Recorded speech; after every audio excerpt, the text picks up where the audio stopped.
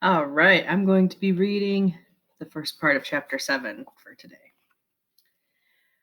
While Dr. Hallion consulted with Professor Mumblebee, Piper stood helplessly at the front of the science laboratory.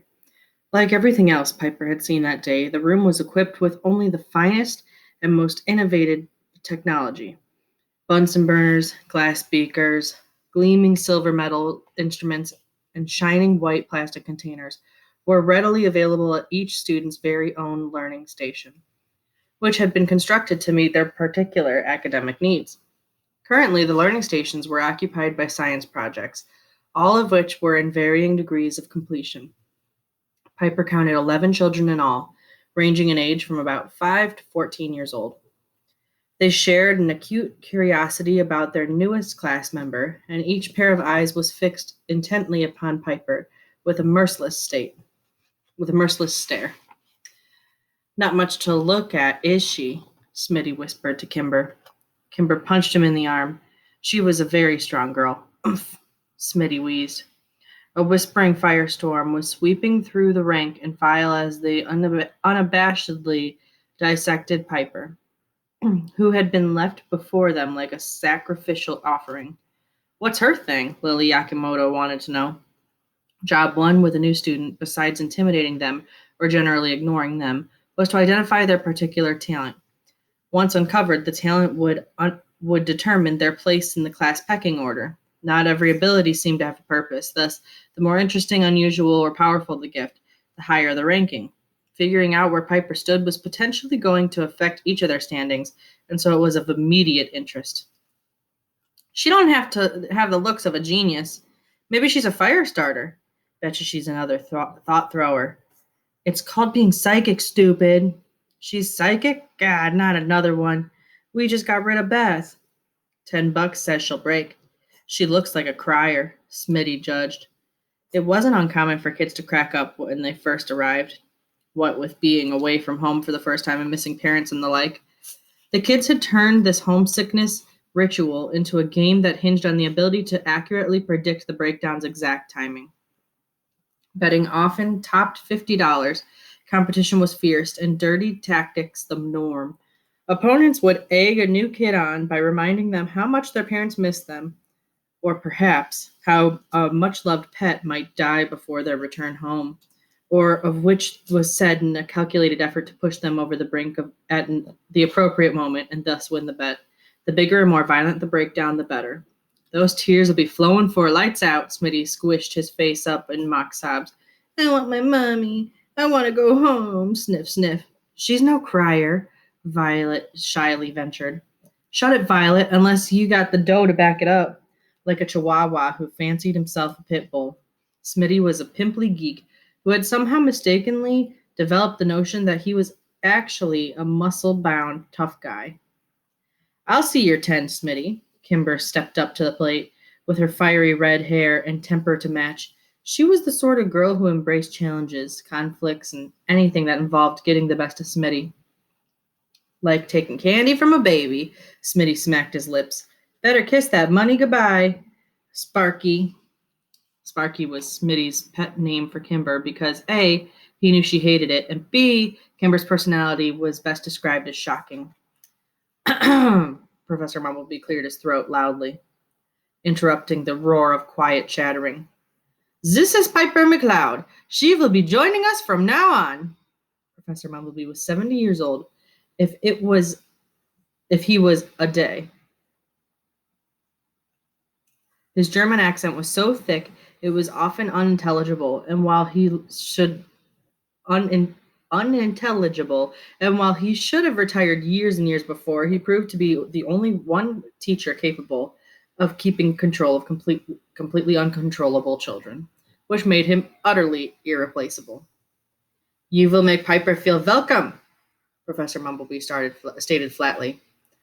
Despite Professor Mumblebee's decree, Piper could see absolutely nothing welcoming in the expressions of her new classmates. In fact, they appeared to be regarding her with a strong mixture of suspicion, dislike, and mischievousness. I'm right pleased to meet you all, Piper smiled, hoping to win them over. I'll leave you to settle in now, Piper. Dr. Hallion quietly brushed past her on the way to the door. No, Piper whispered urgently. Don't go. Not to worry, I've explained your situation to Professor Mumblebee. He understands that you lack classroom experience and he'll help you out. Dr. Hellion placed a hand on Piper's shoulder comfortingly. Just relax and you'll have fun. I'm excited for you. But Piper wanted to grab hold of Dr. Hellion and never let go of her. My door is always open for you, Piper. Dr. Hellion smiled and then slipped away, leaving Piper alone with them. The class is presenting their initial work on science projects, Miss McLeod. I'll schedule meetings this week to decide on your project. Yeah? Professor Mumblebee waited for Piper to respond, and Piper stiffly nodded. In the meantime, you will sit with Miss Bella Lovely, and she will help you follow along. Professor Mumblebee nodded to a petite girl with long golden hair, who immediately pulled an empty chair up next to her. Piper tentatively settled into the offered seat next to Bella, thankful to be released from the center stage spotlight at the front of the room. Hi, Bella smiled, and her smile betrayed the joyous, smiling nature of a very bright soul. Bella was endowed with an unrelentingly sunny and effervescent disposition, which was in no small part due to the fact that her mother was a painter, her father was a sculptor, and she'd grown up on an organic communal farm in the San Francisco Bay Area, where she was daily pummeled with massive amounts of unconditional love. This had left Bella without a mean bone in her body and enough positivism to single-handedly reverse global warming. This is Princess Madrigal, Bella presented Piper to her plant that was blooming on the desk in front of them. She's my science experiment, and I created her myself. Want to smell? Bella had cross-pollinated a rose with a daffodil, a lilac, and an orchid. The byproduct of these unlikely parents was the most exquisite-looking and smelling plant that anyone had ever seen, and which, under Bella's loving attention, was daily becoming even more remarkable. This yellow blossom is for hope, and the red one is for faith and devotion. But look over here, Bella pointed excitedly to the other side of her plant. This bud is just about to open, and it's going to be a glorious pink. See? Piper had never taken to flowers, but there was something really special about this one.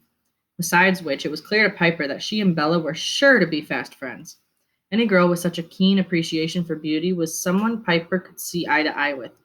Holy cow, she smells like paradise. Piper wasn't even close to exaggerating. And looks like heaven. That pink bud will set off those purple bits. Exactly what I was thinking, Bella sparkled, buoyed by the praise and thrilled that someone appreciated her flower as much as she did. She smiled at Piper, and Piper smiled back, each girl excited by the other.